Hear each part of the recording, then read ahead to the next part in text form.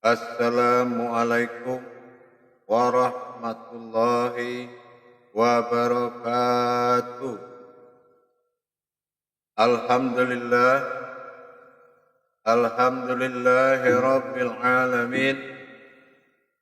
Assalatu wassalamu ala ashrafil anbiya'i wal mursalin, Sayyidina wa maulana Muhammadin.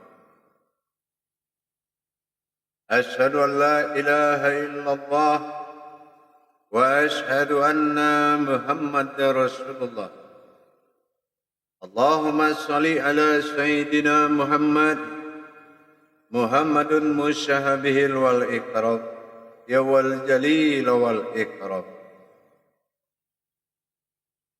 Subhanal malikul quddus, subhanatil izzati wa azzamati wa haibat, wal qudrat, wal sultan, wal kamal, wal jamal, wal kibriyai, wal ijabarut. Wala ya'budu, wala ya'budu abada. Suhubukum quddus rabbuna wa rabbul malaikatihi wa ruhi. Subhanallah walhamdulillah wa la ilaha illallah wallahu akbar.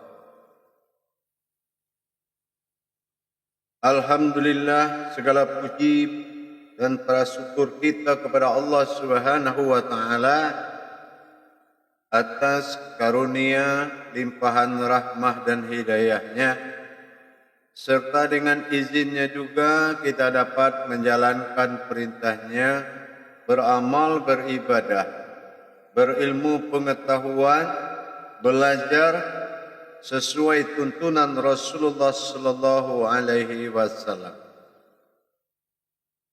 Dengan rahmat dan hidayahnya juga kita dapat segala ridhonya dalam mengijabah daripada hajat kita.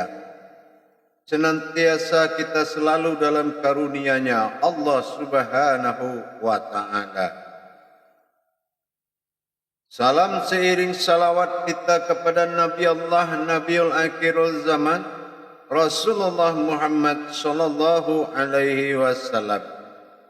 Atasnya kalimahnya dengan mengkalamkan Allahumma sholli ala Sayyidina Muhammad wa ala alihi Sayyidina Muhammad. Alhamdulillah, para jemaah sekalian yang dirahmati Allah rahimakumullah, bertemu lagi dengan saya Guru Mursyid Syekh Nur Muhammad Buya Irwan Maulana Al-Khalidi dalam channel Buya Pasaman Timur, dalam majelis zikir Ma'rifatullah Sumatera Barat dan Jakarta. InsyaAllah dalam waktu yang kita muliakan ini, dalam tayangan yang kita sayangin ini, dalam rangka tolabul ilmi, meningkatkan iman dan takwa kita kepada Allah, tentunya kita kembali kepada ajaran Rasulullah sallallahu alaihi wasallam, menuntut ilmu, thalabul ilmi faridatul a'la kulli muslim. Yang insyaallah pada tayangan ini saya akan berbagi wawasan dan ilmu pengetahuan tentang kajian daripada sifat dan kodrat Allah pada diri dalam judul nuraninya itu adalah tumpuan segala maujudnya Allah.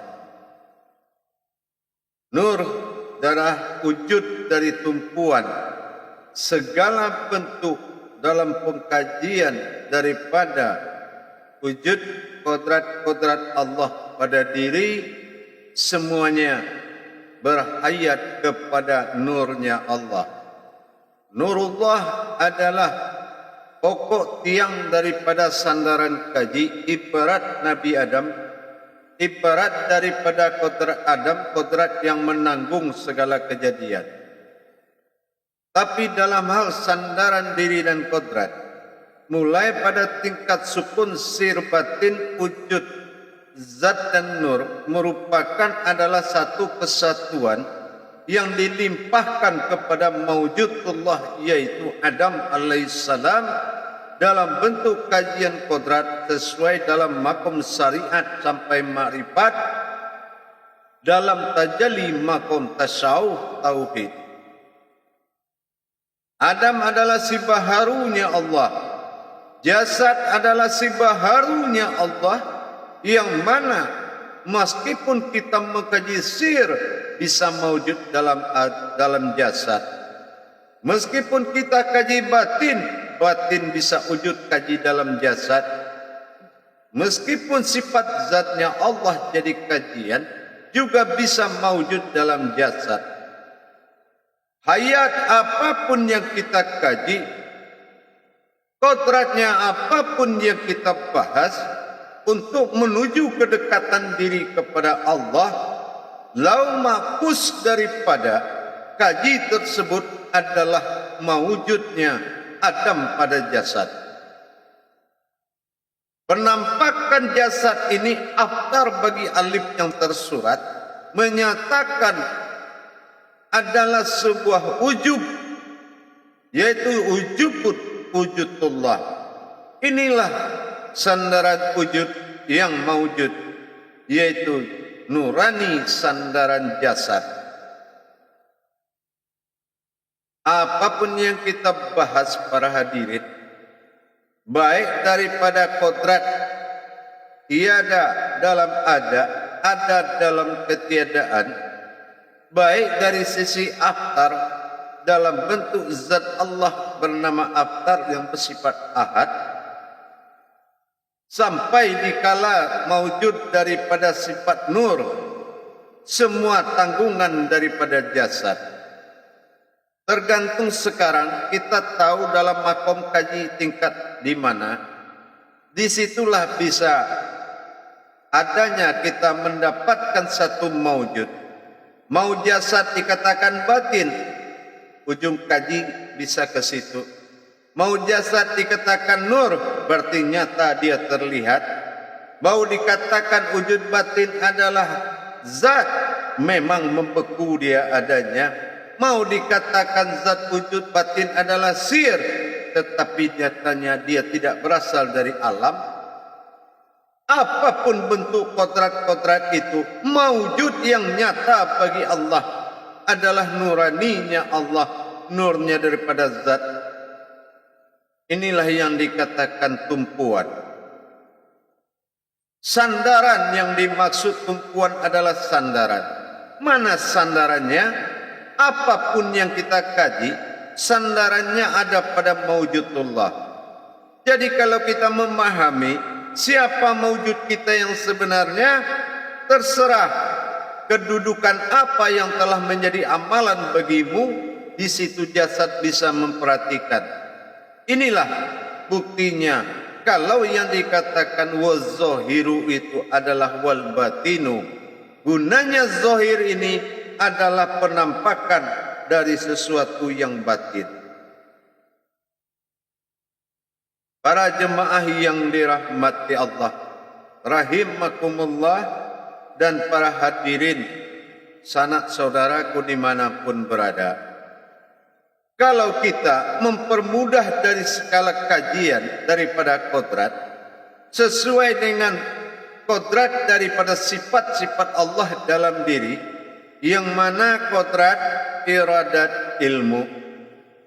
Pada posisi ketiga, kodrat wujud batin daripada nyawa, iradat wujud zat daripada rohani, ilmu adalah mewujud nurani pada jasad. Nah inilah dia perangkat daripada Adam, rohani perangkat daripada Muhammad, dan nyawa Rabbani perangkat daripada batinnya Allah. Apa yang dikatakan pada sandaran, inilah dia sifat Adam menanggungkan sifat Muhammad pada hidup dalam kodrat. Sifat batin pada nyawa adalah hayat dari segalanya. Para jemaah yang dirahmati Allah rahimakumullah. Kalau kita berbicara tentang mawujud, Singgasana daripada maujud itu adalah Adam. Khalifahnya pada alam yang pertama dijadikan dan diwujudkan. Tapi kalau Muhammad, sandaran rohani awal wujud. Tapi kalau sandaran daripada Rabbani yang terakhir adalah Adam berupa kaulnya jasad, itu yang dikatakan Pertama awal terlihat dengan nyata. Jadi kalau kita umpamanya menyatakan sifat daripada Adam adalah sifat menanggung, inilah wujud Allah pada batin, mewujud Muhammad pada rohani, maka nyatalah Adam pada jasad. Nah, kalau juga kita lihat dari huruf alif lam lam ha, nah di sini kelihatan sifat alif zat daripada awal rohani jadi, sifat daripada sifat lam kedua adalah bersifatnya Allah pada zatnya, yang ketiga berasmanya Allah, mewujudnya adalah Adam, yang wujud adalah rohani, sir adalah batin. Ini dinamakan kalau asma dia berwujud pada jasad, dinamakan makomnya Adam.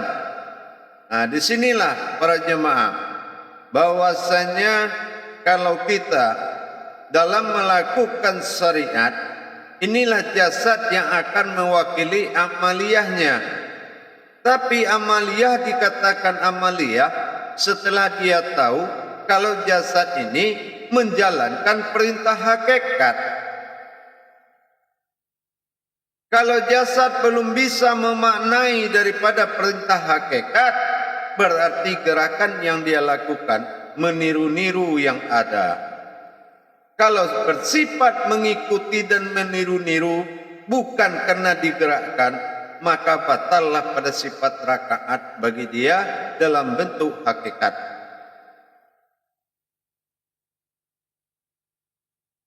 Para jemaah yang dimuliakan Allah, hadirin pemirsa pelanggan YouTube Buya Pasaman Timur yang dirahmati Allah. Jadi kalau kita memisah-misahkan amaliyah dengan ibadah, itu artinya dalam rangka bersifat ketuhanan. Tapi kalau bersifat kodrat, tidak bisa kita pisahkan. Karena apa? Si baharu ini adalah yang dikatakan, inilah an-nazir yang merasakan kalau kita beribadah memohon kehadiran Allah, pasti dia mencari an-nazir dari itu, yaitu adalah kodrat daripada sifat zahirnya Allah yang dikatakan sifat nyata pada Adam. Inilah daripada nurani, gabungan daripada kodrat fanafilah yang diurai satu persatu.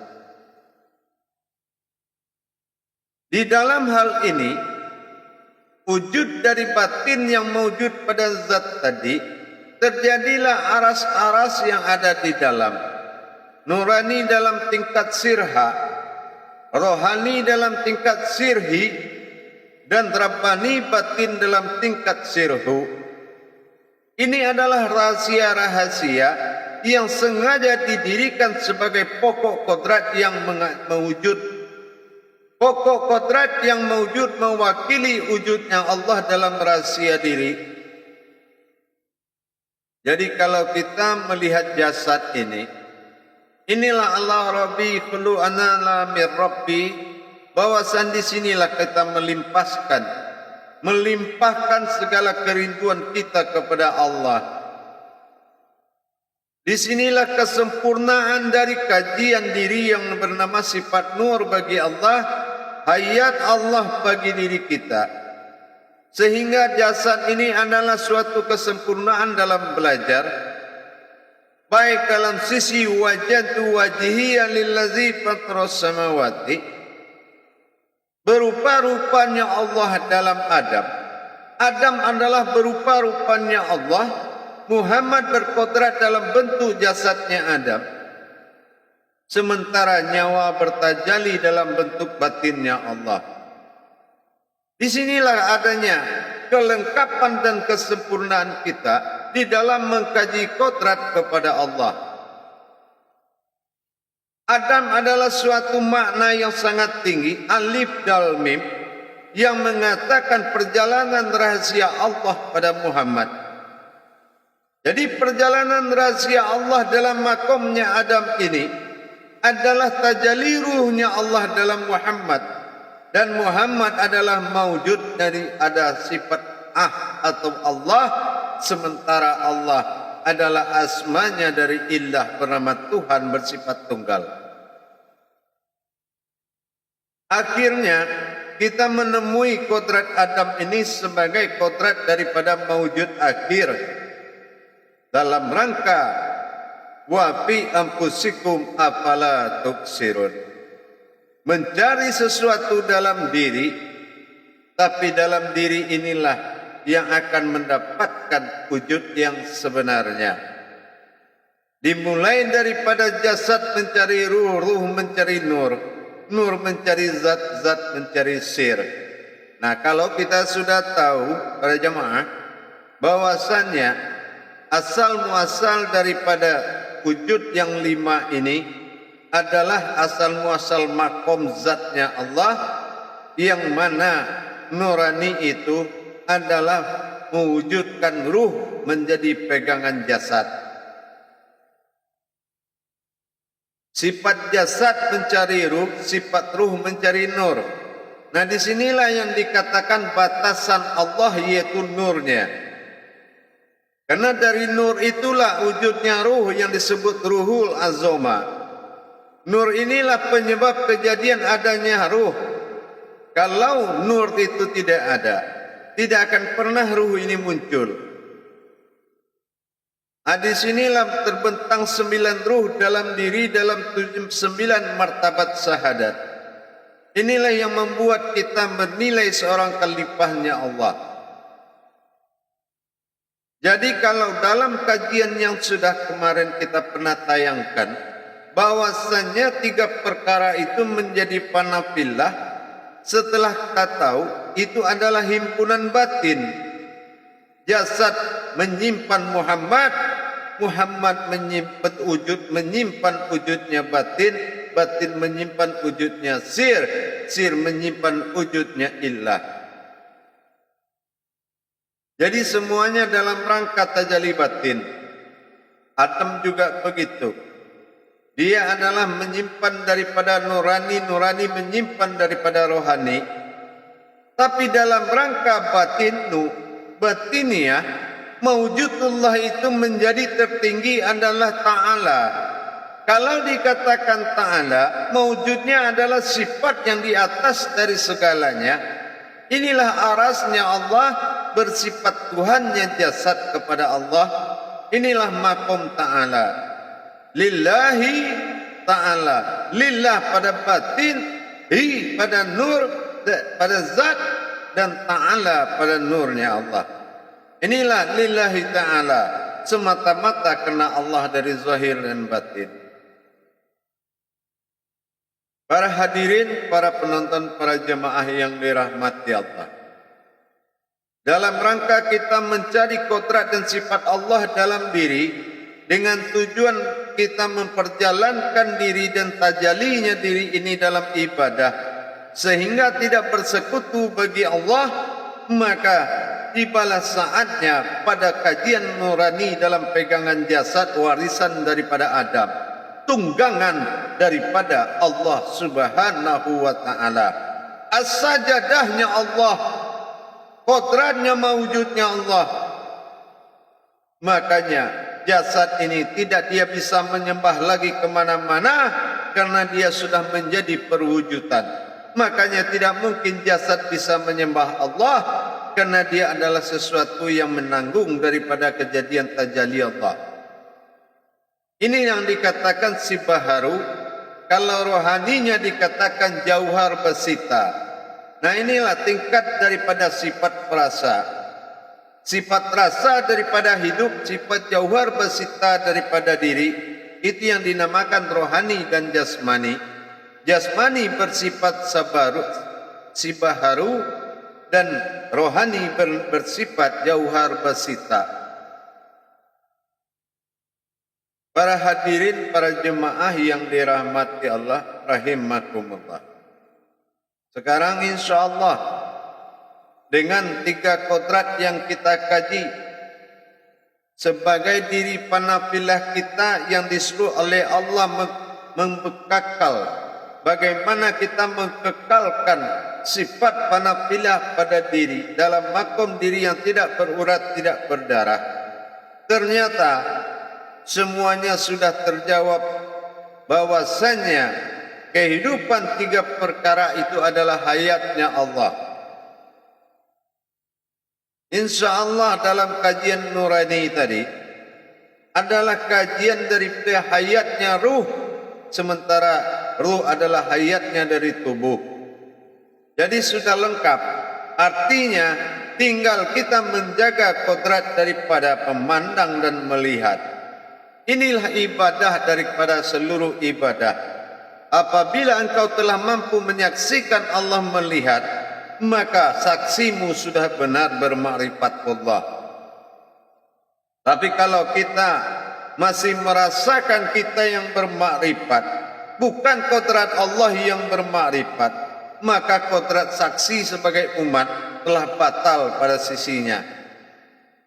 Makanya daripada itu, para hadirin dan jamaah semuanya, mari kita tempatkan kodrat-kodrat Allah itu pada tempatnya.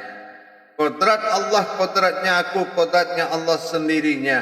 Iradat Allah, iradat aku, iradat Allah sendirinya. Ilmu Allah, ilmunya aku, ilmunya Allah sendirinya. Inilah kodrat iradat ilmu.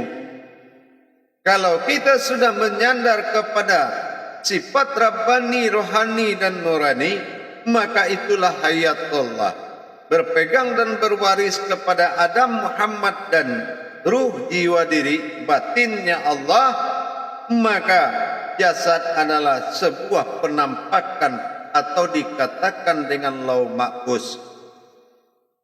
Kalau jasad sebuah penampakan, maka af'al dikuasai jasad, fi'il dikuasai oleh rohani, maka selalulah kita dalam maujudullah. Apa yang kamu lihat nyatanya adalah nyatanya kamu menyaksikan Allah melihat pada dirimu. Kekalkanlah sifat ketuhanan panafilah itu menjadi pegangan diri kita. Kenapa? Dikatakan kodrat Allah tidaklah ada sengketa dengan kodratnya alam apabila kita tidak mencampur adukan. Mudah-mudahan para jemaah, dengan kita tingkatkan nilai kodrat diri, maka pasti jadi kodrat daripada ibadah sudah termasuk otomatis dia akan naik derajatnya. Karena kita tidak salah lagi menempatkan kodrat-kodrat tersebut.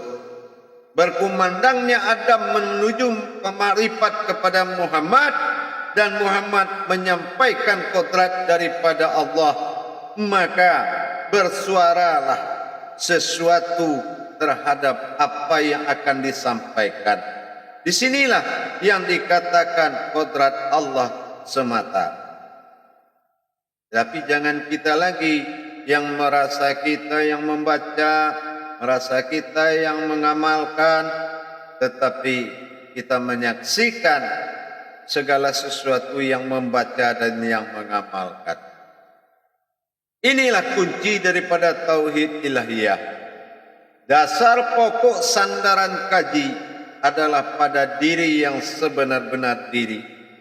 Dasar pokok sandaran marifat adalah aras Allah pada kodrat. InsyaAllah jamaah, mari kita sama-sama pelan-pelan belajar meningkatkan harkat dan martabat Allah dalam diri.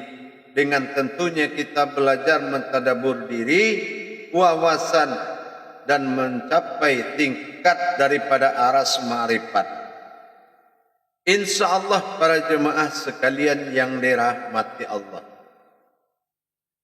Kajian demi kajian insya Allah tidak akan pernah kita putuskan selagi seandainya kata Allah air laut itu dijadikan tinta, tidak cukup untuk menulis ilmunya Allah. Andaikan semua harta dunia ini dijual, tidak akan sanggup membeli ilmunya Allah. Jadi jangan kecilkan pemandangan apa yang disampaikan oleh Allah. Setitik Allah berikan jadikanlah selaut, tetapi selaut dunia memberikan apapun untukmu, jadikanlah satu titik agar engkau tidak lupa dengan Allah. Para hadirin, para jemaah yang dirahmati Allah, bagi para jemaah kami yang ingin mendapatkan bimbingan hakikat daripada ilmu, amal dan ibadah dalam makom tauhid, tasawuf, insyaallah silakan menghubungi nomor yang ada di deskripsi layar YouTube Buya Pasaman Timur dan mendaftarkan diri pada grup seleksi dan memasuki grup baiat. Setelah itu dimasukkan ke dalam grup khusus murid belajar, yang mana pelajaran dalam belajar ilmu tauhid ini kita selenggarakan seminggu sekali. Alhamdulillah, dari dalam negeri dan sampai luar negeri telah Allah siarkan dan Allah panggil umat yang berhak. Ingat, apabila kamu lalai dalam kebaikan, maka Allah menunda kebaikanmu. InsyaAllah mudah-mudahan bermaknalah hendaknya segala keberkahan ilmu yang kita bagi, dan berbagilah kita dalam YouTube Buya Pasaman Timur menjadi makom ma'rifatullah, menjadi suatu makom hidayatullah yang bisa menjadi tolabul ilmi bagi umat dalam rangka meningkatkan ilmu, iman dan takwa. Silakan menghubungi nomor yang ada pada YouTube kami Buya Pasaman Timur, akan kami layani dalam rangka belajar mempelajari ilmu amal ibadah. InsyaAllah kita fasilitasi dengan segala kemampuan kami dalam rangka menyelamatkan agama, dalam rangka menuju kodrat yang amanah dan aman. InsyaAllah para jemaah, pastikan zikirmu mengingat Allah dan dekatkan dirimu dengan Allah melalui mencari diri dengan diri. Kalau bertemu bukanlah diri, melainkan sesuatu yang berdiri. InsyaAllah hindarkan sesuatu yang mempersekutukan Allah dari segala kebendaan, kembang kemenyan dan keris segala macam. Kenapa? Karena bertuhan itu adalah syahadah langsung kepada yang satu. Syahadah ahadah. Assalamualaikum warahmatullahi wabarakatuh.